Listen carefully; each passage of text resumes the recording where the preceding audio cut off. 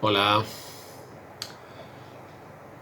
Este es el cuarto vídeo dedicado a la convivencia en casa y el cuarto dedicado a la prevención de conflictos. En el último estuvimos hablando de la necesidad de callar. No siempre tenemos que hablar. Hay tiempo para callar. No siempre tenemos que corregir. No siempre tenemos que opinar. No siempre tenemos que reaccionar. No siempre nos tenemos que dejar llevar por nuestra necesidad de hablar. Muchas veces callarse evitará conflictos. Pero no porque nos aguantamos y lo acumulamos, sino porque, ¿os acordáis? Dijimos, lo ponemos en el cajón de, en el fondo no es tan importante. En el fondo lo puedo comprender, o lo puedo perdonar, o lo olvido, lo acepto, o lo dejo para más tarde, también podría ser. Pero a veces es bueno callar. Hoy nos toca hablar de lo contrario. A veces, para evitar conflictos, es necesario hablar. Y hablar bien. Hay un ejemplo bíblico en el que vemos cómo callar puede ser un problema. Dice en el Salmo 32, cuando el rey David habla del problema que él tuvo con un pecado grave, él escribió este salmo diciendo: Bienaventurado aquel cuya transgresión ha sido perdonada y cubierto su pecado. Bienaventurado el hombre a quien Jehová no culpa de iniquidad y en cuyo espíritu no hay engaño. Fijaos estas palabras ahora. Mientras callé, se envejecieron mis huesos en mi gemir todo el día. Porque de día y de noche se agravó sobre mí tu mano. Se volvió mi verdor en sequedades de verano. Mi pecado te declaré y no encubrí mi iniquidad. Dije, confesaré mis transgresiones a Jehová, y tú perdonaste la maldad de mi pecado. Aquí vemos un ejemplo claro en el que callar no ayuda. Es un ejemplo de pecado. Era una situación en la que el rey David estuvo un tiempo intentando esconder lo que había hecho. Lo quiso meter en el cajón de que no se entere nadie. Pero lo que nos expresa en este salmo es que mientras estuvo callado, por dentro se estaba consumiendo. Dice, se envejecieron mis huesos, los huesos en mi gemir todo el día. Por dentro la culpa le estaba amargando. Ahora, finalmente hemos leído, declaró, es decir, habló, confesó su pecado y el Señor le perdonó. Por lo tanto, la solución al pecado, por ejemplo, no es el silencio, no es esconderlo, no es ponerlo en un cajón de no importa, porque la culpa, si es reflejo de un pecado, se tiene que tratar correctamente. Y porque si no tratamos correctamente la culpa, aparte de que hay un problema espiritual, por dentro nos puede llevar a deprimir o incluso a veces nos pone más agresivos, porque la culpa es un sentimiento muy potente, muy poderoso, o nos vemos muy mal a nosotros mismos y nos deprimimos y nos taladramos la cabeza pensando qué malo soy, etc. O nos ponemos agresivos en momentos puntuales contra la gente que nos rodea, porque esa tensión la tenemos ahí y cargamos nuestra frustración contra otros, de tal manera que cualquier detonante, cualquier tontería en casa puede bastar para provocar una mala reacción de nuestra parte, pero en el fondo no es porque aquello lo justificara, sino porque hay una culpa que no se está tratando bien. Por lo tanto, este es un ejemplo bíblico en relación al pecado que nos enseña que callar no es lo que tenemos que hacer, es hablar, en este caso, con Dios y probablemente con aquel o aquella a quien hemos hecho daño.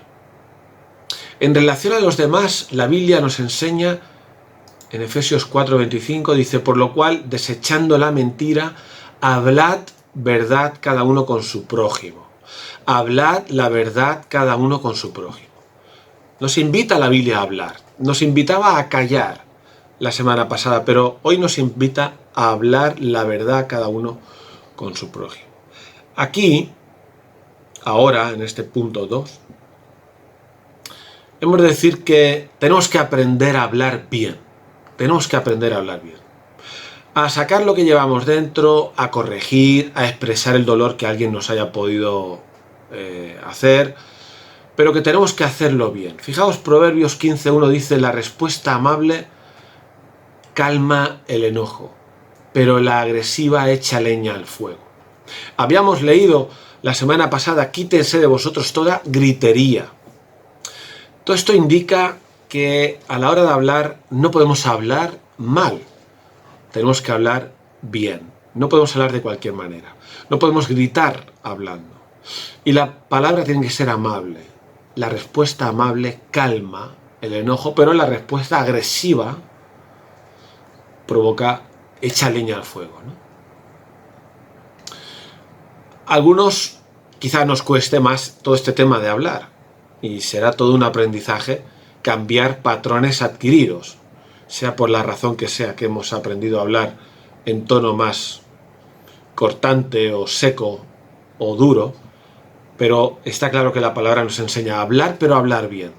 Fijaos que hay un versículo para los esposos donde dice: no seáis ásperos con las esposas, ¿no? No habla del hablar, pero creo que se incluye. En el trato, un marido cristiano no es áspero. Sus palabras tampoco lo son. Y de hecho nos advierte el apóstol Pedro que si no hablamos bien, si no tratamos bien a nuestra esposa, tenemos un problema con Dios. Proverbios 12:18 dice: hay quien habla sin tino, como golpes de espada, pero la lengua de los sabios sana. Así que es importante cómo hablamos. La lengua apacible es árbol de vida, Proverbios 15:4. La lengua apacible es árbol de vida, más la perversidad en ella quebranta el espíritu. Por lo tanto, hemos de hablar, está claro, pero hemos de hablar bien. Entre paréntesis, al hablar de la necesidad de hablar, no cabe duda que también es importante escuchar, y escuchar bien.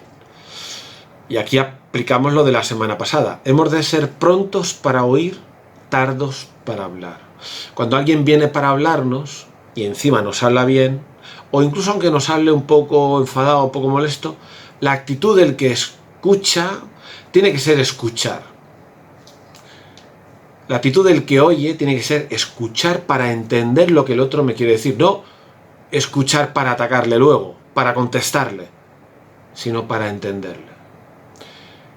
Así que cuando algo nos molesta, o nos duele, o cuando sabemos que alguien está molesto con nosotros, entonces es el momento de hablar.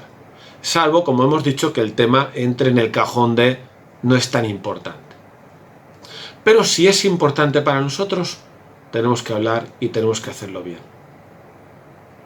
Si, por ejemplo, es porque sabemos que alguien tiene un problema con nosotros, pues tomamos la iniciativa en hablar para ver qué ha pasado, qué le pasa, si podemos entenderlo, si podemos arreglarlo, con buena intención. La intención es ayudar, es arreglar, es reconciliar.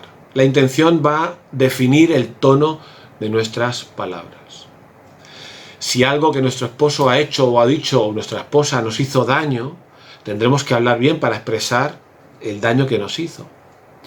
No hablamos para atacar, no hablamos para dejarlo mal, no hablamos por aquello de qué a gusto me he quedado, ¿no? Por poder decir lo que quería decir. Sino, como dice Mateo en el Evangelio, para ganar al hermano, para que entienda cómo me siento, para que tenga la oportunidad de corregir, para ganarlo, para reconciliarnos. Tenemos que aprender a hablar. Normalmente no nos gusta hablar cuando algo nos ha molestado de alguien o nos ha dolido porque tenemos miedo de cómo va a reaccionar la persona, etc. Pero no importa, hay que orar y hablar bien, buscando el entendimiento y la corrección, porque si no hablamos, estamos poniendo en un cajón todos los problemas y al final eso nos amarga y va a explotar en algún momento. Expresar algo que nos ha molestado y no va al cajón de lo que no importa, es importante, porque si callamos, lo que acabamos de decir, si callamos, lo estamos poniendo en un cajón y ahí se queda, y en la relación con esa persona, si vuelve a ocurrir algo, lo volvemos a meter en el mismo cajón, y resulta que cuando no hablas y acumulas, lo que puede pasar es que explotas, lo que puede pasar es que eso cría enfado, eso genera odio contra la persona, pensamientos paranoicos, pensamientos de desconfianza, distancia, y ni siquiera hemos hablado, pero ya está provocando un conflicto, cuando la solución era hablar. Lo que no se habla bien crea conflicto. Y luego acabamos explotando, como hemos dicho, y además acabamos dándole el mismo peso a todos los temas que hemos ido acumulando, cuando en realidad no pesan lo mismo, pero acabamos dándole el mismo valor y acabamos teniendo un problema grande con la persona con la que hemos acumulado. Por eso es tan importante, sea las veces que sea, hablar lo que necesitamos hablar y hacerlo bien. A algunos nos cuesta más que a otros, como hemos dicho, lo de hablar. Hay gente que le cuesta muchísimo hablar, pero es lo que nos puede evitar conflicto, sobre todo cuando tenemos la tendencia a acumular y explotar. Explotar siempre traerá consecuencias peores que hablar cuando tengas que hablar. Un día tendremos que hacer un taller para aprender sobre todo esto. Y también para aprender a expresar sentimientos. Mirad, no solo lo que nos molesta tenemos que expresarlo, una conducta concreta, ¿no? Eso que has dicho no es bueno. Ahora, hay que aprender a expresar sentimientos. Por ejemplo, cuando una esposa le puede decir a su esposo, me siento sola, o no me siento acompañada por ti, o no me siento entendida por ti. O un esposo puede decir, me siento rechazado por ti, ¿no? Ese tipo de expresiones es más difícil todavía de hacer. Yo normalmente no lo oigo mucho. Y no sé si yo lo hago, yo creo que a mí me cuesta también. Pero el problema es que si no aprendemos a expresar con palabras esa clase de sentimientos negativos en relación a otra persona, pero a expresarlos correctamente, sin enfado, sin acritud, lo acabaremos haciendo incorrectamente porque el sentimiento está ahí. Si yo me siento rechazado y no lo digo bien, lo acabaré diciendo mal. Por eso es bueno aprender a decirlo bien. Y algo parecido para acabar, otro ejemplo en el que es importante hablar es expresar también otro tipo de sentimientos, pero no tanto en relación a personas que nos hayan podido hacer daño, sino en relación a preocupaciones, quizá por el trabajo, a miedos, pues por la pandemia, la incertidumbre en cuanto al futuro, qué va a pasar, toda la ansiedad que eso nos genera dentro. Hay gente que somos expertos en callarnos, en no compartir, en no llegar a casa y decirle a quien está en casa, ostras, estoy preocupado por esto me da miedo.